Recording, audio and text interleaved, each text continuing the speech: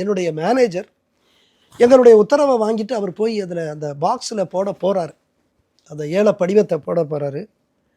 அப்போ வந்து பார்த்தீங்கன்னா அந்த சேர்மன், முனிசிபல் சேர்மன் வந்து மூஞ்சில் 2 குத்து குத்தி முதுகில் அடித்து, இந்த நாயை அடித்து துரத்துங்கடான்னு அங்கே இருந்த ஒரு கவுன்சிலரு இன்னொரு கட்சிக்காரன்ட்ட சொன்னோன்னே அவங்க வந்து அப்படியே உதச்சி அந்த முனிசிபல் ஆஃபீஸுக்கு முன்னாடி என்னுடைய மேனேஜர் அப்படியே விழுந்து கிடக்கிறார். ஒரு மயங்கிற நிலையில் விழுந்த மாதிரி ஒரு 3 நிமிஷம் விழுந்து கிடக்கிறார்.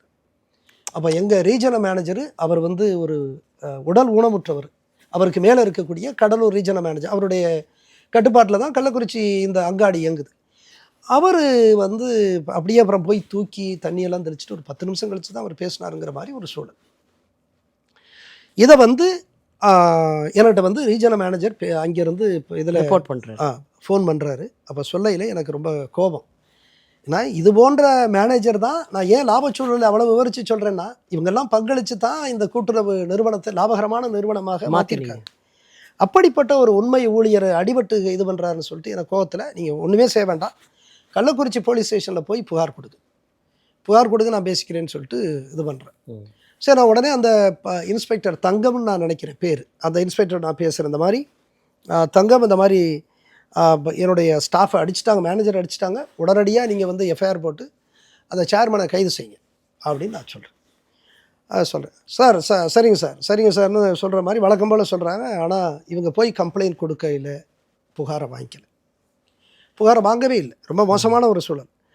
அப்போ வாங்கலைன்னு உடனே நான் என்ன பண்ணுறேன், உடனே எஸ்பிக்கு உடனே நான் அலைபேசியில் பேசுகிறேன், கலெக்டருக்கு பேசி உடனடியாக புகாரை வாங்கி எஃப்ஐஆர் போடுங்க, அந்த ஆளை கைது பண்ணுங்க அப்படிங்கிற மாதிரி நான் சொல்கிறேன். அவன் அடிச்சிருக்கான், கைது பண்ணுங்கிற மாதிரி சொல்கிறேன். அப்போ வந்து இது அதுக்கப்புறம் தான் நான் எஸ்பிக்கிட்ட கலெக்டர்கிட்ட பேசினதுக்கப்புறம் தான் அந்த புகாரை வாங்குறேன்.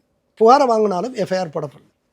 இதுக்கு இடையில் அங்கே இருக்கக்கூடிய அரசியல்வாதிகள், ஆளுங்கட்சியை சேர்ந்த அரசியல்வாதிகளும் இதை வந்து இந்த புகாரை திரும்ப பெறுறதுக்காக வற்புறுத்துகிறாங்க. அதுக்கு மேலே அன்றைக்கு எங்களுடைய துறை அமைச்சர் அவங்களே வந்து அந்த ரீஜனல் மேனேஜருக்கு அலைபேசியில் பேசி இதை உடனடியாக இதை வந்து இது புகாரை திரும்ப பெறதுக்கு நடவடிக்கை எடுக்கணும் அப்படின்னு சொன்னாங்க.